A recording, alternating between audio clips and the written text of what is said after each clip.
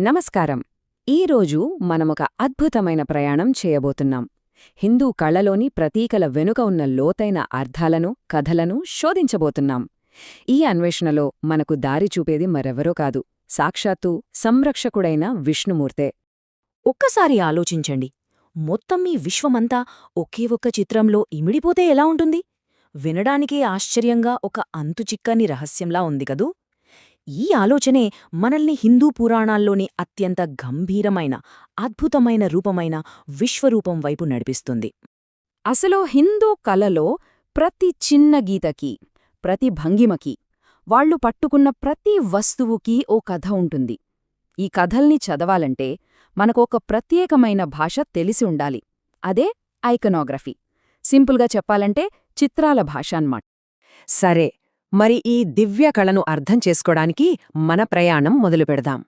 ఈ అన్వేషణలో మనకు దారి చూపేది మరెవరో కాదు, సాక్షాత్తూ శ్రీ మహావిష్ణువే. విష్ణుమూర్తి అంటే మనందరికీ సంరక్షకుడు అని తెలుసు, కాని ఆయన పాత్ర అంతటితోనే ఆగిపోదు. ఈ సృష్టిలో అంతా సవ్యంగా, ఒక బ్యాలెన్స్డ్గా నడవడానికి కారణమాయనే. దీన్నే సత్వగుణం అంటారు. చెప్పాలంటే ఈ విశ్వమనే పెద్ద యంత్రాన్ని కంట్రోల్లో ఉంచే సెంట్రల్ ఫోర్స్ ఆయనే అన్నమాట. సరే, ఇప్పుడు విష్ణువు చేతిలో ఉండే ఆ దివ్యమైన ఆయుధాల గురించి, వాటి వెనకున్న అసలు అర్థాల గురించి తెలుసుకుందాం. హిందూ దేవతామూర్తులకు చాలా చేతులుండడం మనం చూస్తూనే ఉంటాం. ఇది వాళ్ల అనంతమైన శక్తికి ఒక సింబల్. విష్ణువుకున్న 4 చేతులు కేవలం 4 దిక్కులనే కాదు, మన జీవితాన్ని నడిపించే 4 పురుషార్థాలైన ధర్మం, అర్థం, కామం, మోక్షం, వీటన్నిటిపైన ఆయనకు నియంత్రణ ఉందని చెబుతాయి. ఇక శంఖం, దీని వెనుకున్న అర్థం చాలా గంభీరమైనది. దీన్నుంచి వచ్చే ఓం అనే శబ్దం ఈ విశ్వం పుట్టక ముందు ఉన్న ఆదినాదం అని అంటారు. అంటే సృష్టికి నాంది పలికిన శబ్దమది. అది కేవలం సౌండ్ కాదు, ఈ యూనివర్స్ యొక్క హార్ట్ బీట్ లాంటిది. సుదర్శన చక్రం, దీనికి 2 పవర్ఫుల్ మీనింగ్స్ ఉన్నాయి. ఒకటి చెడుని శిక్షించే ఆయుధం, రెండోది మన మనసులాగే వేగంగా తిరిగే కాలచక్రానికి ఇది ప్రతీక. ధర్మాన్ని, కాస్మిక్ ఆర్డర్ని కాపాడే శక్తి ఇది. గద అనగానే మనకు బలం గుర్తుకొస్తుంది. కానీ ఇది కేవలం ఫిజికల్ పవర్ గురించి కాదు, ఇది నాలెడ్జ్ పవర్కి సింబల్. అజ్ఞానాన్ని, అహంకారాన్ని పటాపంచలు చేసే జ్ఞానశక్తి అన్నమాట. పద్మం, ఎంత అద్భుతమైన ప్రతీక కదా! బురదలో పుట్టినా దానికి కొంచెం కూడా బురద అంటదు. అందుకే ఇది ప్యూరిటీకి, ధర్మానికి చిహ్నం. అంతేకాదు, సృష్టికర్త అయిన బ్రహ్మదేవుడే విష్ణువు నాభికమలం నుంచి పుట్టాడు. అంటే సృష్టికే మూలమీ పద్మం. ఇప్పుడు వినండి, ఈ 4 ఆయుధాల సారాంశాన్ని విష్ణుమూర్తే స్వయంగా చెప్తే ఎలా ఉంటుందో. ఈ ప్రపంచమంతా నా అరచేతిలోని పద్మంలా ఉంది. ఈ విశ్వం నా వేలి చుట్టూ చక్రంలా తిరుగుతోంది.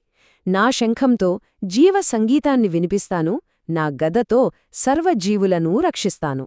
అద్భుతంగా ఉంది కదూ! ఇప్పటిదాకా మనం చూసింది విష్ణువు యొక్క ఒక రూపం మాత్రమే. ఇప్పుడు ఆయన అనంతమైన, సర్వం తానైన రూపం వైపు వెళ్దాం. సంరక్షకుడుగా విష్ణువు చేసే అతి ముఖ్యమైన పనేంటంటే అవతారాలు ఎత్తడం. భూమి మీద ఎప్పుడైతే ధర్మం దెబ్బతింటుందో, బ్యాలెన్స్ పోతుందో, దాన్ని సరిచేయడానికి రాముడుగా, కృష్ణుడుగా, ఇలా రకరకాల రూపాల్లో ఆయన భూమి మీదకు వస్తాడు. ఇదొక భరోసా అన్నమాట. ఇక విశ్వరూపం, అమ్మో, దీన్ని మాటలో వర్ణించడం చాలా కష్టం. భగవద్గీతలో దీన్ని వర్ణించారు. మన ఊహకు కూడా అందని రూపమది. మొత్తం బ్రహ్మాండం, గ్రహాలు, నక్షత్రాలు, దేవతలు, రాక్షసులు అన్నీ విష్ణువులోనే కనిపిస్తాయి. దాన్ని చూస్తే ఒకేసారి భయం, ఆశ్చర్యం రెండూ కలుగుతాయి. ఒకసారి ఆలోచించండి, అంత అనంతమైన ఒక కాన్సెప్ట్ని ఒక రాయిలో చెక్కడం ఎంత కష్టం. కాని గుప్తుల కాలం నాటి శిల్పులు ఆ ఛాలెంజ్ని తీసుకున్నారు. వాళ్లు విష్ణువు మానవ ముఖంతో పాటు ఆయన వరాహ, నరసింహ అవతారాల ముఖాలను కూడా జోడించి ఆ అనంత రూపాన్ని చూపించే ప్రయత్నం చేశారు. అప్పటి శిల్పుల ఆలోచన అది. మరిప్పుడు ఇప్పుడు మనం ఆర్టిఫిషియల్ ఇంటెలిజెన్స్తో మాట్లాడుతున్నాం. దానికి ఇలా చెప్తాం: విశ్వరూపంలో ఉన్న విష్ణువు యొక్క సినిమాటిక్ డిజిటల్ పెయింటింగ్ కావాలి. వెనుక తుపాను మేఘాలు, వాల్యూమెట్రిక్ లైటింగ్, కొంచెం పొగమంచు, 8K రెజల్యూషన్లో ఉండాలి అని. చూడండి, అప్పటి కళకి ఎప్పటి టెక్నాలజీకి ఎంత తేడా ఉందో. సరే, ఆ విశ్వస్థాయి నుంచి మళ్ళీ మన భూమి మీదకు వద్దాం.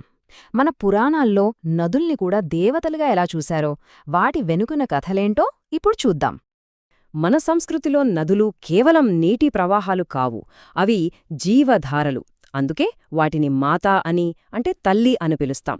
గంగామాత, యమునామాత ఇలా. అవి మన పాపాల్ని కడిగేసి మోక్షాన్నిస్తాయని మన నమ్మకం.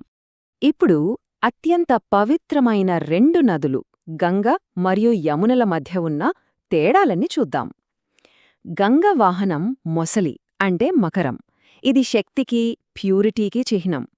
ఎందుకంటే గంగ స్వర్గం నుంచి నేరుగా భూమి మీదకు వచ్చింది. ఇక యమున వాహనం తాబేలు అంటే కూర్మం.